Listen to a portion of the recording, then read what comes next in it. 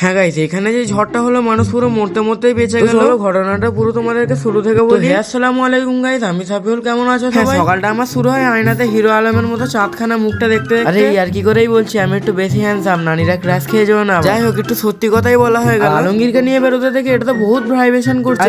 মানে আমি একটু বেশি ইংলিশ জানি। আরে ওইটা তারপরেই নেবে দেখি বেড়ে কিসটা খুলিং। মানে 250 বছর আগে ইংরেজদের সাথে আমার ভালোই ওঠা বসা ছিল। তোমাদের সাফিউল ভাই এত সুন্দর ইংলিশ বলিং, তাই জন্যই ভাবেন আমেরিকায় ঘর বসাই। মালিক এত কিছু বলতে বলতে আমার চেইনটাই পড়ে যায়। আলমগীর সালা তুই চুপ মেরে বলতে দে না আমাকে। হ্যাঁ তো মানে আর কি বাংলাতেই বলা যায়। সূর্য মামাও এত হ্যান্ডসাম ছেলে দেখে আমার দিকে তাকিয়ে আছে। দেখো তো তোমরা কি দেখছো সাবিল ভাইয়ের দিকে? তাড়াতাড়ি একটা লাইক করে দাও। তোর মুখ চালাতে চালাতে এদিকে চেইন পড়ে যাচ্ছে, চুপ কর। আচ্ছা ঠিক আছে, তুমি যেমন বলবে।